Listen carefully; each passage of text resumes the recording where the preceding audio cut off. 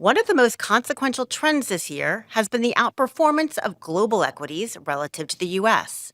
But amid the escalating conflict in the Middle East, can this trend continue? And what are the implications for deal making and IPOs? I'm Allison Nathan, and this is Goldman Sachs Exchanges. I'm here in our London office with the two co CEOs of Goldman Sachs International, Anthony Gutman and Kunal Shah. In addition to running Goldman Sachs International, Anthony is the global co head of investment banking, and Kunal is the global co head of the firm's fixed income, currency, and commodities business. Anthony, Kunal, welcome to the program. Thank you. Great to be here. So, just to start, it's obviously a pretty precarious moment as the war in the Middle East continues to unfold. You both oversee our business in the Middle East as part of your role leading the firm's efforts in EMEA. We're 2 weeks into this conflict. Kunal, what are your observations and how are you thinking about activities in the region more broadly? So, Alison, these are clearly unsettling times. If you think about the Middle East, it's been a big strategic focus for us. We've been present in those regions for several decades. We have teams across the likes of Abu Dhabi, Dubai, Tel Aviv, Riyadh, Doha, Kuwait. So right now, look, we're very focused on the safety of our own people. In some of these countries, they've lived through similar moments and our people are very resilient. They have the grit to try and get through this. In some of the other countries, these threats are fresh and our people are adapting to these very tense, difficult realities. We're following the guidance of the local officials. We're doing everything possible as a firm to help support our people and their families. But of course, these are difficult times for everyone. Look, we're there and trying to be there for our clients. They're going to have to adapt to some of these risks. I think we all hope that this situation will find resolution in a peaceful way promptly. But if you think through the structural trends in the region, we think they will reemerge. Right? The Middle East, for us, has been a huge opportunity. For example, in our markets business, as many of our clients have established platforms and presence, for example, in UAE, the region, there's huge capital allocators, very relevant for our asset and wealth management business. And from a banking perspective, as Anthony will know well, a lot of strategic opportunities there where we hope over time we'll continue to be able to help.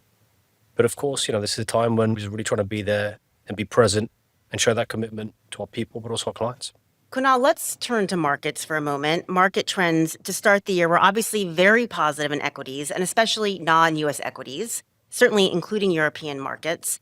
But how much has the escalating conflict in the Middle East changed things, or has it not? So these trends were really a continuation of what we saw in 2025, and it wasn't just European markets, Asian markets, broad emerging markets had seen huge inflows.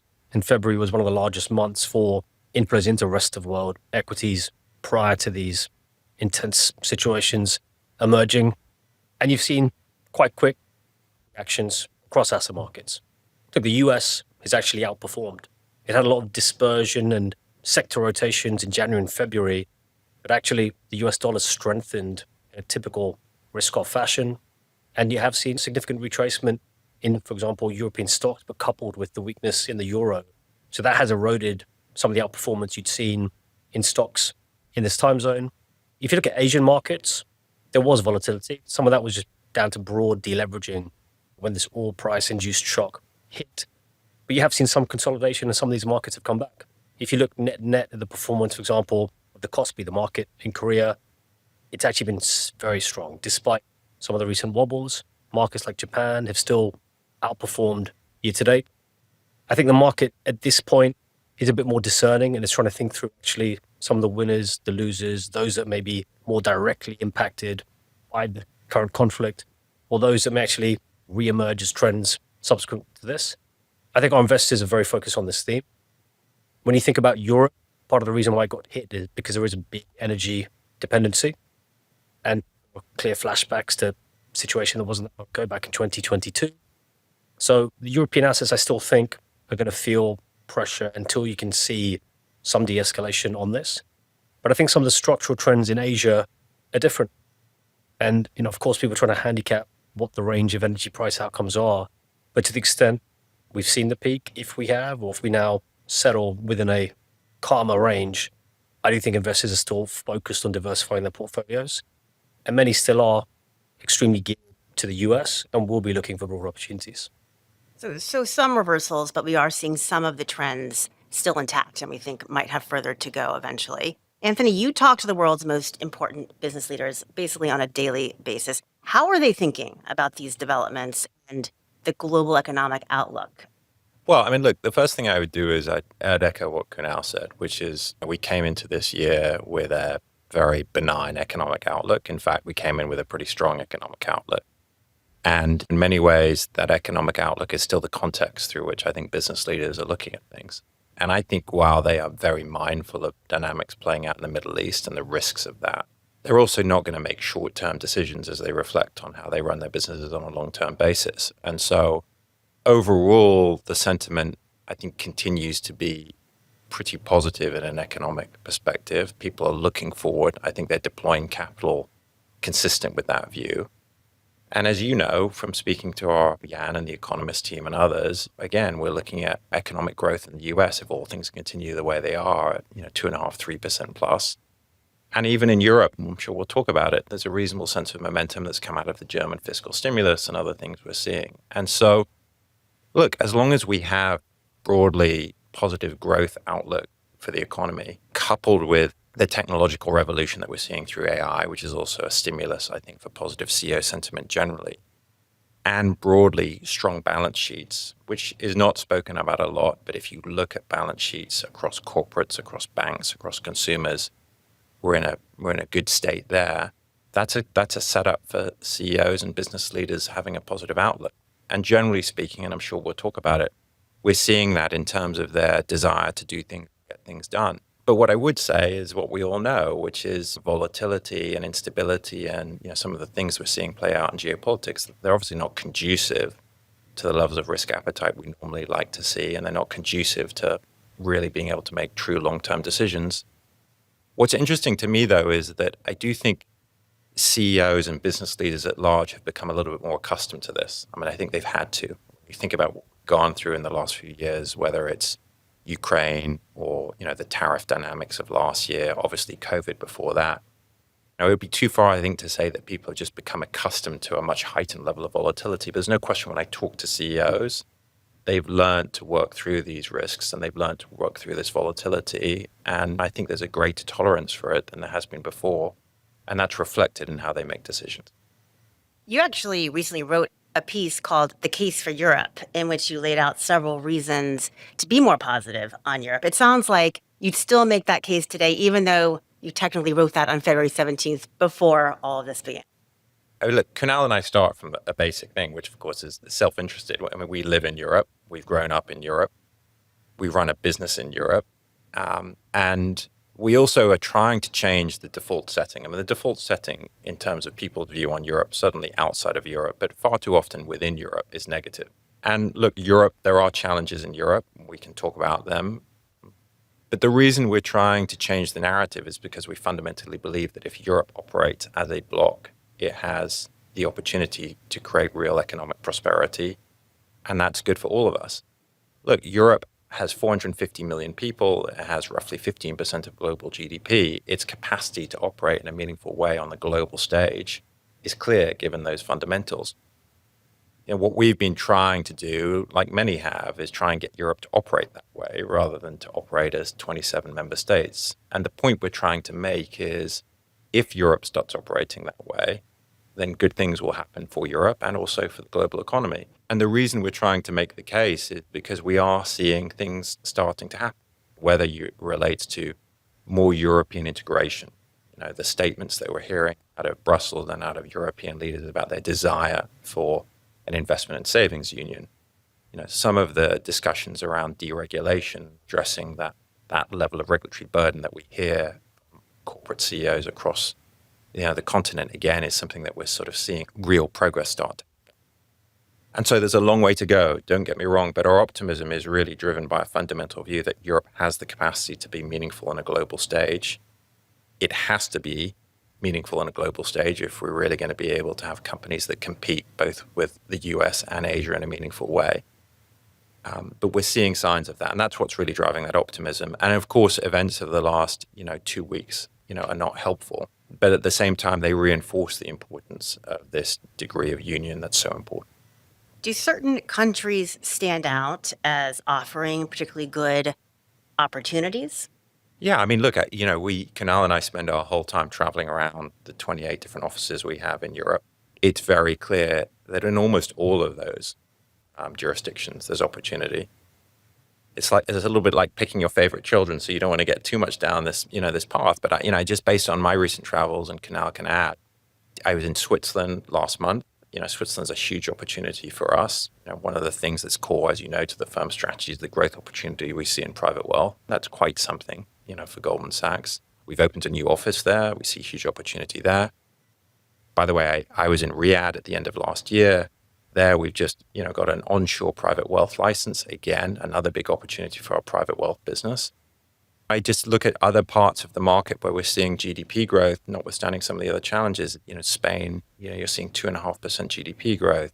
Poland, 4% GDP growth. So there are pockets everywhere you go. And the thing that's exciting about the European business is building out these offices is really very basic. It's driven by a strategy that we want to be close to our clients, because if we're close to our clients, then we can serve them better. And that's really what we're trying to do as we continue to build out our network in Europe. And from a markets perspective, Kunal, where would you expect to see most resilience through the rest of the year amid a lot of this volatility? So we're spending a lot of time with our clients helping them try and navigate these times. If I look at the currency space, to the point I made earlier around the dollar becoming a safe haven again, you saw broad deleveraging, but there are actually quite a few currencies that actually should stand to benefit just from the pure terms of trade impact of what are likely to be higher energy prices regardless of how resolution comes. So currencies, for example, like the Brazilian real, LATAM commodity exporting companies, or the Australian dollar are ones that we actually think there will be opportunities to actually buy and get longer assets or the currency there. Also, there are structural trends which remain on track. We've been quite positive, for example, on the Chinese renminbi. And even though there is some oil dependency, the imports there are very small just relative to the sheer size of the trade surplus they have. So we do think the renminbi will continue to appreciate and outperform over the medium term.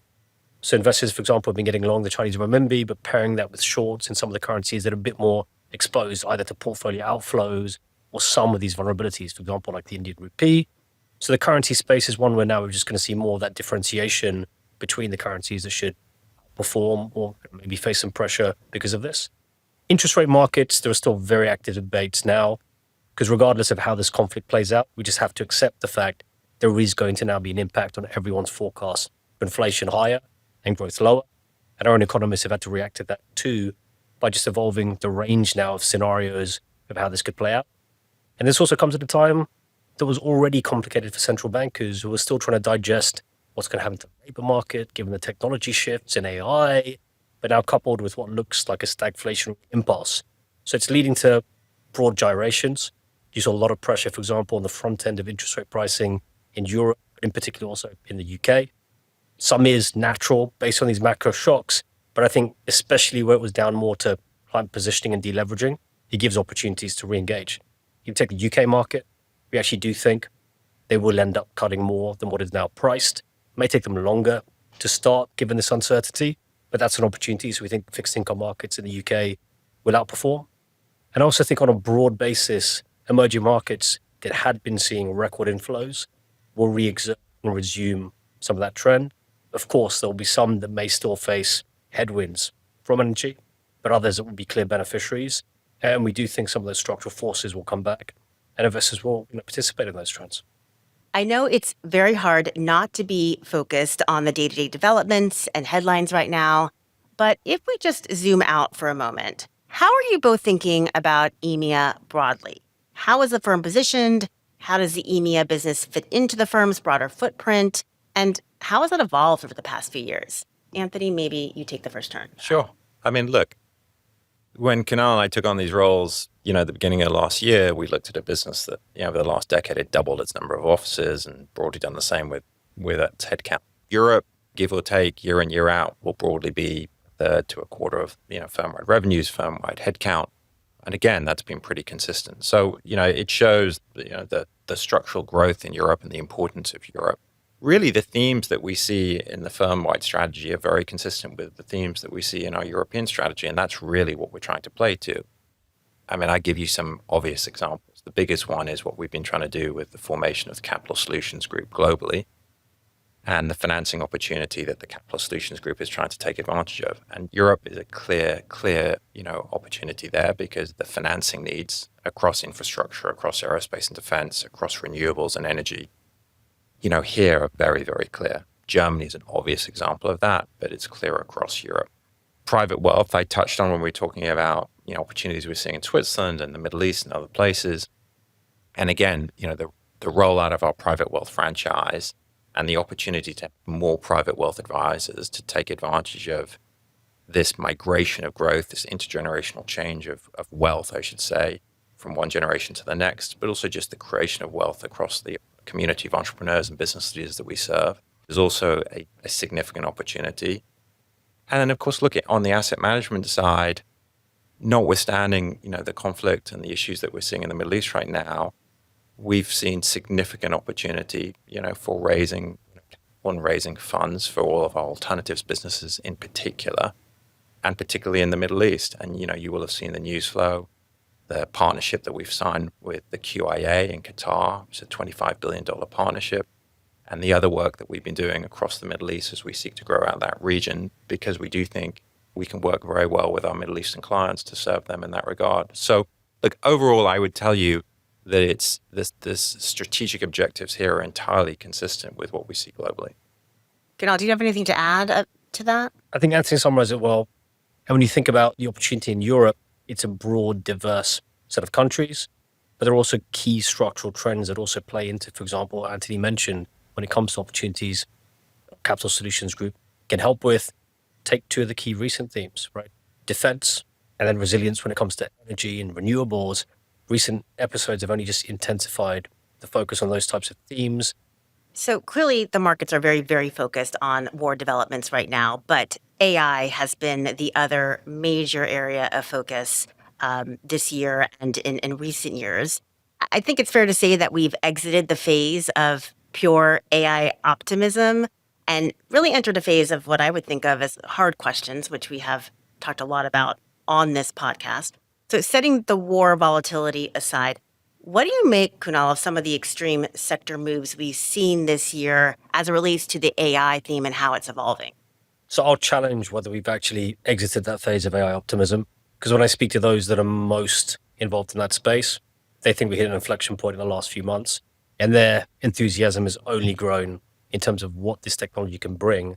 What is clear, though, to the point you make around sector shifts, is the markets become much more discerning on where there could be disruption, where there are moats, and what are the winners and losers from this technology.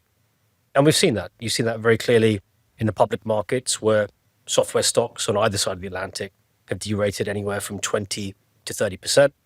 It's, of course, after a multi-year uptrend in that space.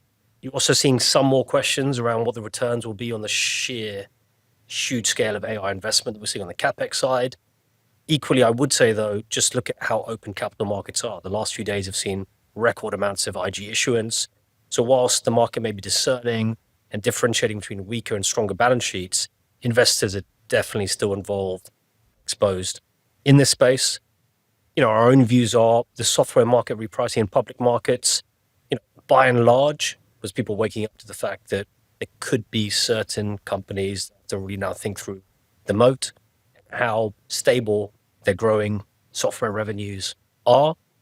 Equally, we would counter and say in some of these places it's an overreaction, because some of these companies really have deep connectivity with enterprises, people like ourselves, and real regulatory reasons why companies will continue to rely on them for the long run. And someone being able to vibe code is not just going to be able to recreate their business models in any short order. So the market is starting to differentiate between these spaces. I think the credit markets are different, more because even in the private credit markets, people look at software exposures. Typically, people are lending anywhere from 1 to 6 times EBITDA. That's very low relative to, say, the equity cushion. So I think the market is derating on the equity side. We broadly still feel good about that space on the credit lens, but it's going to be a space the market continues to try and digest the news flow. For ourselves, we're just more excited about how we think we can transform processes in our own organization and doing our best to equip our people with the cutting edge tools so we can really try and lead that innovation ourselves. And Anthony, on the point that Kunal just made about capital markets still being open, I mean, clearly we have seen a lot of volatility around the AI theme, but the appetite for deal making, capital raising, you know, doesn't seem to be impacting that as much. Would you agree? Yeah, I mean, I entirely agree. I mean, it's just interesting if you witness the last 2 weeks of equity issuance in Europe alone, against the backdrop of this geopolitical uncertainty. We've seen record volumes. Yesterday, we did an issuance for EQT and Galderma, which was over $5.5 billion. The week before, we saw two big deals, across Naturgy and Zurich Insurance. And the week before that, we saw issuance. And so we're continuing to see very, very significant levels of issuance. I think what that tells you is what we're seeing in the business more generally, particularly in the investment banking business, is activity levels remain elevated. That's a good thing. It's consistent with our view that we are in a cyclical upswing. The activity levels that we're seeing are very much driven by strategic M&A. And so when you think about the deals we've seen in Europe in the last month or two that we've lucky enough to be involved in, whether it's Santander buying Webster Financial in the US or Zurich Insurance buying Beazley Insurance in the UK, G buying UK Power Networks. These are deals that are strategically very clear. They're critical to these organizations to grow their scale. And they're not deals that these corporates are going to do or not do because of AI. They're doing them because they're growing out their portfolios, they're building their businesses, and they're very conducive to growth. And they're important in the context of scale. So I think AI is clearly a consideration on everyone's mind. I wouldn't say it's a decelerant in the M&A that we're seeing because it's so strategic, but it's definitely a consideration. And I think the biggest thing that we consistently see and hear from business leaders and from CEOs is that if anything, what AI is doing is driving a view that scale is critical.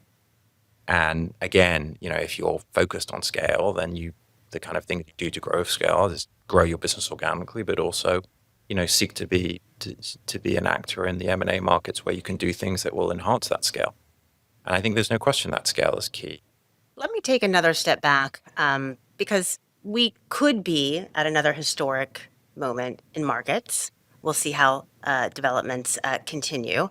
Both of you have been in these markets for decades. I have to ask the question of, does this moment remind you of a past moment? Any lessons you learned? It's very difficult to say this time's going to be different, and we're all students of history. Now, aided by LLMs, it's very easy to look at historical analogies. Of course, when you start with the current energy price shock, in many ways it's reminiscent of what happened in the 1970s. I'll confess I wasn't around then. Anthony, you may have some childhood stories you want to share from back then. But in reality, for me, when I look at it from a market lens, the parallels to the Russia-Ukraine shock from 2022 are very real. And that playbook is very much in our clients' minds to try and process what the impacts from here could be. But equally, the starting point is very different. In 2022, you were really coming out of that pandemic shock. Monetary policy was at very easy levels, and you really had a long, prolonged supply shock. So you did see really significant overshoot in interest rate markets. Whereas this time, you're starting from a point where monetary policy in most economies is closer to neutral. And then it's really then a function of how long this shock persists for. And our own base case is that the bar for central banks to respond hawkishly is still high, unless this really becomes protracted or you see increased pressure in energy markets. But we're doing a lot of analysis. We're trying to compare the playbooks. Look, the second analogy I'll make is more down to the technological shifts. And if I compare that to, say, when I entered the industry, back when I was an intern here in 2003, technology was evolving. Back then, there were many people that told me, don't become a trader, and especially don't go into fixed income, and for sure not the currencies business, because the machine's going to take over. You won't have a career there. Of course, a couple of decades later, we have a thriving fixed income business. And yes, the FX business has really leveraged technology, automated a lot more, become much more systematic, but we still have thriving teams of humans, aided by technology. And what that technology allowed us to do was really scale the business, automate the admin, and really be there to do the value add, providing liquidity and serving clients. So when I think about right now, the technology curve and AI and these many techniques we can deploy, to me, that's a very exciting time reminiscent of that technology boom. And we're just trying to lead the charge with the applications there so that we can continue to scale and arm our humans with the best technology to help us deliver the best for our clients. And Anthony, any lessons that you're thinking back on? I share that optimism. Obviously, when you think about the way our strategists talk about moments in the market where there is risk, I share their view, which is consistently talk about three big things that drive downturns. It's either there's a structural issue in the market, there's a cyclical moment, or there's an event-driven dynamic. Now, look, we all know that right now there's the risk that we're going through an event that has a significant exogenous shock on the market. Let's hope that that isn't prolonged. Let's hope that it isn't deep, and we'll see. But again, I come to this with a level of optimism relative to history because both in structural terms and cyclical terms, we don't see a basis for us heading into, deep-seated recessions around the world. And that's, as I said to you at the beginning, that's how we started the year. That's how our economists and our strategists are talking about it. And that's what I feel when I, see and when I talk to clients, generally speaking, across all our business, but particularly in the investment banking business. And it's consistent with what we're seeing in activity levels, which is, clients have, while they're vigilant about the risks and, they're very sensitive to the human issues that we see in this conflict and other things that are going on in the world, I would say overall, they start from the perspective that the outlook is positive and, they think this is an environment where they can get things done. I like ending on an optimistic note. Thank you so much, Anthony and Kunal, for sharing your insights at this really interesting moment. Thank you. Thanks for having us. This episode of Goldman Sachs Exchanges was recorded on Thursday, March 12th, 2026. I'm Allison Nathan. Thanks for listening. The opinions and views expressed herein are as of the date of publication, subject to change without notice, and may not necessarily reflect the institutional views of Goldman Sachs or its affiliates. The material provided is intended for informational purposes only and does not constitute investment advice, a recommendation from any Goldman Sachs entity to take any particular action, or an offer or solicitation to purchase or sell any securities or financial products. This material may contain forward-looking statements. Past performance is not indicative of future results. Neither Goldman Sachs nor any of its affiliates make any representations or warranties, expressed or implied, as to the accuracy or completeness of the statements or information contained herein, and disclaim any liability whatsoever for reliance on such information for any purpose. Each name of a third-party organization mentioned is the property of the company to which it relates, is used here strictly for informational and identification purposes only, and is not used to imply any ownership or license rights between any such company and Goldman Sachs. A transcript is provided for convenience and may differ from the original video or audio content. Goldman Sachs is not responsible for any errors in the transcript. This material should not be copied, distributed, published, or reproduced in whole or in part, or disclosed by any recipient to any other person without the express written consent of Goldman Sachs. Disclosures applicable to research with respect to issuers, if any, mentioned herein are available through your Goldman Sachs representative or at www.gs.com/research/hedge.html. Goldman Sachs does not endorse any candidate or any political party. Copyright 2026 Goldman Sachs. All rights reserved.